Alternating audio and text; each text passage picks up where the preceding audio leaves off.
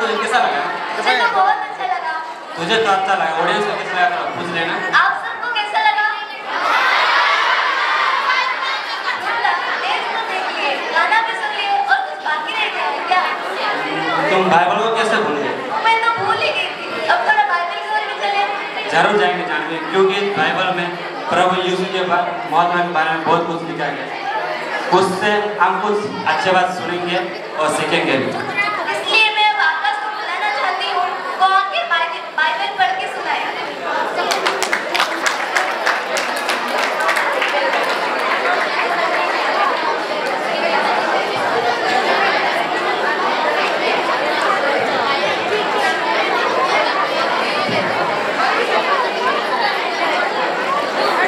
Respected principal sir and my teachers and my dear brothers and sisters.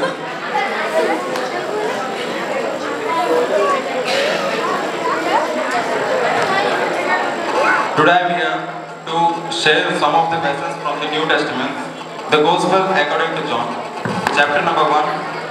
from verse 1 and 14. In the beginning was the Word, and the Word was with God, and the Word was God. And the Word became flesh and dwelt among us, and we beheld His glory, the glory as only begotten of the Father, full of grace and truth. The Gospel of Luke, chapter number 1, from the verse 26 to 31. Now in the 6th month, the angel Gabriel was sent by God to a city of Galilee named Nazareth, to a virgin betrothed to a man whose name was Joseph of the house of David. The virgin name was Mary, and having come in, the angel said to her, Rejoice, highly favored one, the Lord is with you. Blessed are you among women. But when she saw him, she was troubled at his saying and considered what manner of greeting this was. Then the angel said to her, Do not be afraid, Mary, for you have found favor with God, and behold, you will conceive in your womb and bring forth a son, and shall call his name Jesus. Then Mary said to the angel, How can this be, since I don't know a man? And the angel wept and said to her, The Holy Spirit will come upon you, and the power of the highest will overshadow you. Therefore also that Holy One who is to be born will be called the Son of God. Now the Gospel according to Matthew,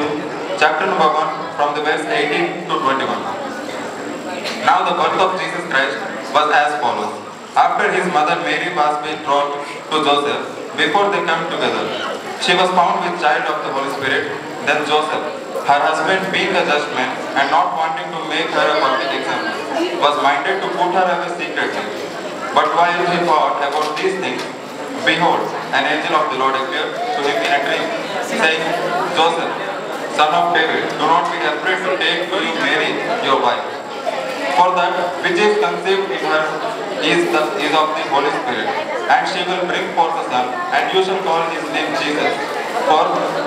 he will save his people from their sins. Amen. Now I request Devo Palka of class 11 to elaborate these verses in audio.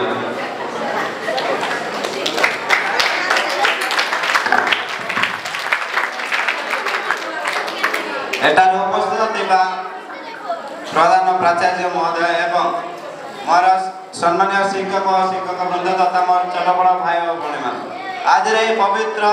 बड़दिन उपलक्षे आप समस्त को मोर हार्दिक अभिनंदन। आज आम समस्त जानूचे यह December 25 तारीख यही दिन आम एक विशेष एवं पवित्र दिन कारण यही दिन आम परित्राण करता प्रभु जीशुकर जन्मदिन बा जन्म होते तो जे कि आम शांति दया और क्षमा एवं प्रेमर पद देखाई एवं यही दिन को सारा विश्व में क्रिसमस बड़ दिन रूप में पालन करा जाए। मुझे दिन से जीशु विषय किसी आपण समय कहवाक चाहे। आज को प्राय 2000 वर्ष पूर्व इस्राएल देशर जेरूसालेम निकटवर्ती बेथलेहेम ठारे प्रभु जीशुकर जन्म होता। प्रभु जीशुकर जन्मर वृत्तांत यही जेते बेले तांकर माता मरियम जोसेफ सहित निर्बंध होता से समय गाब्रिएल दूत आसी ताहाकू कहला हे मरियम अनुग्रह प्रात्री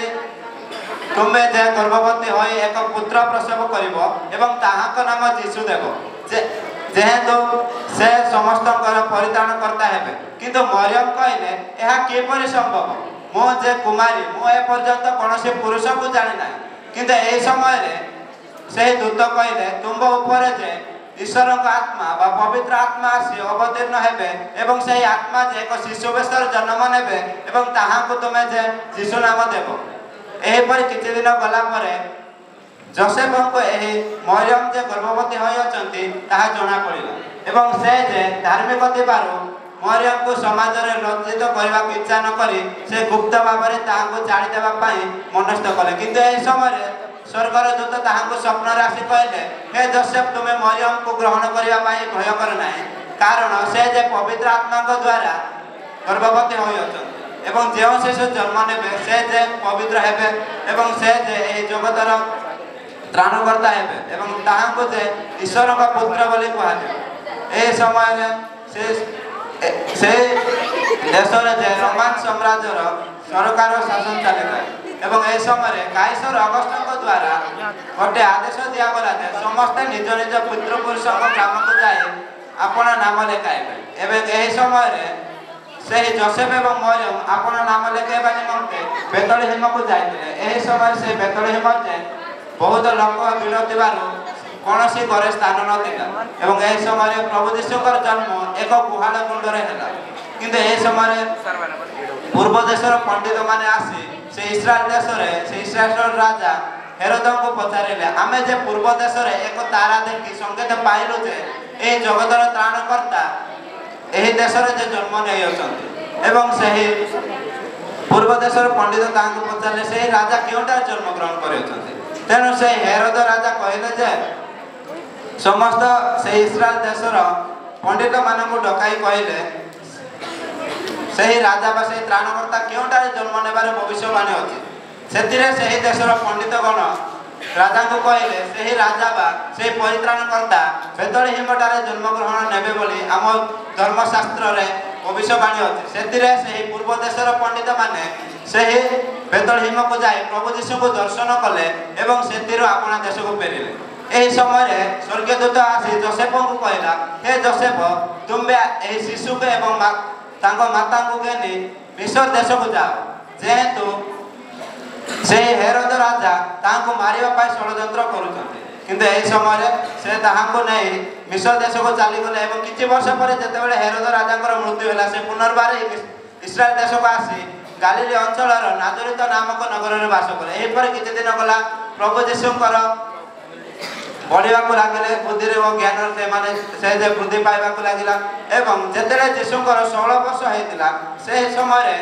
तांको पितांकर जे मृत्यु होला एही समय रे प्रभु यीशु ख्रीष्ट जे तां परिवार समस्त दायित्व बार संभाळे एवं एही परि अनेक वर्ष बीती गला जेतेले प्रभु को बा यीशु को 30 वर्ष हैला एही समय रे से जे बाप्तिस्म नै आपण जे कार्य पाई जगत आस्तिले ताहा कार्य करबा निमंते बाहरिले से समय अनेक को जेपरि सुस्थता कले अनेक को शिक्षा देले जेपरि कि चोटा को चालीबार शक्ति देले जे कि अंध ताको देखिबार शक्ति देले जे कि मूक ताको कहबार शक्ति देले एने कि जे मृत्यु ताहाको मध्ये जीवन देले एवं अनेक शिक्षा जेपरि कि आपण शत्रु को मध्ये प्रेम करे जे मानको तुम मानको घृणा करते से मानको मध्ये तुमे तांको भाई प्रार्थना करो एवं समस्त जे मिलेमिशि रुह एवं समस्त को तुमरी आत्मा तुल्य प्रेम करो एही पर अनेक शिक्षा दे हम समाज पाई एक शांतिर प्रतीक स्वरूप से एही पर समाज रे कार्य करे शेष रे सेही देशर अनेक राजनीतिज्ञ एवं पंडित माने ताहाको शिक्षा रे जे एकमत नथिले से माने जे ताहाको मारिबा पाई चक्रांत कले जेहेतु से मानकर व्यवसाय रे प्रभुकर शिक्षा जे आघात देउतिला तेणु से माने जे प्रभुकर विषय को नै से समय राजा को पाखो से माने नहीं गले एवं कहले जे ए जे निज को ईश्वर बोलो थिबा ईश्वर को पुत्र बोली बोलो तो यहाँ को क्रूसरे चढ़ा बोली से माने तांको दाबी कले राजा तांको कहले ताहाको टाले कोनोसी मृत्युदंड पाइबार कोनोसी दंड देखा जाउनी दोष देखा जाउनी सेतिरे से इस्राएल देशर यहूदी माने ताहाको अधिक चित्कार करी कहले यहाँ को क्रूसरे चढ़ा एतिरे से जे ତାହାଙ୍କୁ କୃଷରେ ଚଳେଇବା ନିମନ୍ତେ ଆଦେଶ ଦେଲେ, ଯାହାକି ପ୍ରଭୁଙ୍କୁ କୃଷରେ ଚଳେଇଥିବା ଦିନକୁ ଆମମାନେ ଗୁଡ୍ ଫ୍ରାଇଡେ ଦିନ ଭାବରେ ପାଳିଥାଉ ଏବଂ ସେ ପ୍ରଭୁ ଯୀଶୁ ଯେ 3 ଦିନ ପରେ ପୁନର୍ବାର ଉଠିଲେ, ଯାହାକି ଆମମାନେ ଇଷ୍ଟର ସଣ୍ଡେ ଭାବରେ ପାଳିଥାଉ। ଏହିପରି ଭାବରେ ପ୍ରଭୁ 3 ଦିନ ପରେ ଉଠି ତାଙ୍କ ଶିଷ୍ୟମାନଙ୍କୁ ଦେଖାଦେଇ ପୁଣି 40 ଦିନ ସେମାନଙ୍କ ରହି ତାଙ୍କୁ ଅନେକ ଶିକ୍ଷା ଦେଲେ ଏବଂ ଏହାପରେ ସେମାନେ ତାଙ୍କ ଆଖି ଆଗରେ ଯେ ମେଘମାଳାକୁ ଉଠିଗଲେ। ଯିବା ପୂର୍ବରୁ ସେମାନଙ୍କୁ କହିଲେ ଯେ, ହେ ମୋର ଶିଷ୍ୟମାନେ, ତୁମେ ପୃଥିବୀର କୋଣେ କୋଣେ ଯାଇ ମୁଁ ଯାହା ଶିକ୍ଷା ଦେଇଅଛି ତାହା ସମସ୍ତଙ୍କୁ କୁହ ଏବଂ ଯେ ମୋ ନାମରେ ବିଶ୍ୱାସ କରିବ ସେ ଯେ ଅନନ୍ତ ଜୀବନ ପାଇବ। ଏହି ସମୟରେ ମୁଁ ତୁମମାନଙ୍କୁ ପରିତାଣ ଦେବା ନିମନ୍ତେ ଆସିଥିଲି, କିନ୍ତୁ ବର୍ତ୍ତମାନ ଯେ ଆସିବି ବିଚାରକର୍ତ୍ତା ଭାବରେ ଆସିବି। ଏହିପରି ଭାବରେ ତାଙ୍କୁ ଶିକ୍ଷା ଦେଲା ପରେ ତାଙ୍କ ଶିଷ୍ୟମାନେ ଯେ କୋଣେ କୋଣେ ଯାଇ ପ୍ରଚାର କଲେ। ସେହି ତାଙ୍କର 12 ଶିଷ୍ୟ ମଧ୍ୟରୁ ତମା ନାମକ ଶିଷ୍ୟ ଆମ ଭାରତର କେରଳ ରାଜ୍ୟରେ ଆସିଥିଲେ। ଯେତେବେଳେ କି 52 AD ବା 52 AD ରେ ଆସି ଆମ କେରଳରେ ଆସି ଯୀଶୁଙ୍କ ଶିକ୍ଷାକୁ ପ୍ରଚାର କରିଥିଲେ। ପ୍ରଥମ ଥର ପାଇଁ ଆମ ଭାରତରେ ସେହି 52 AD ରେ ହିଁ ଖ୍ରୀଷ୍ଟାନ ଶିକ୍ଷା ବା ଖ୍ରୀଷ୍ଟିଆନ ଧର୍ମ ଆମ ଦେଶରେ ଆସି ପ୍ରବେଶ କରିଥିଲେ ଏବଂ ଏହିପରି ଭାବରେ ପ୍ରଭୁ ଯୀଶୁ ଖ୍ରୀଷ୍ଟ ଯେ ଏ ଜଗତକୁ ଆସି ତାଙ୍କ ଶିକ୍ଷା ଦେଲେ ଏବଂ ତାଙ୍କ ପ୍ରତିଶ୍ରୁତି ଦେଇ ଯାଇଛନ୍ତି ଯେ ଦିନେ ସେ ପୁନର୍ବାର ଏହି ପୃଥିବୀକୁ ଆସିବେ ଏବଂ ତାହାର ବିଶ୍ୱାସୀ ସମସ୍ତଙ୍କୁ ନେଇ। ମୁଁ ଏତିକି କହି ମୋର ଏହି ବାକ୍ୟଟି ସମାପ୍ତ କରୁଛି। ଆମେନ୍। ଧନ୍ୟବାଦ।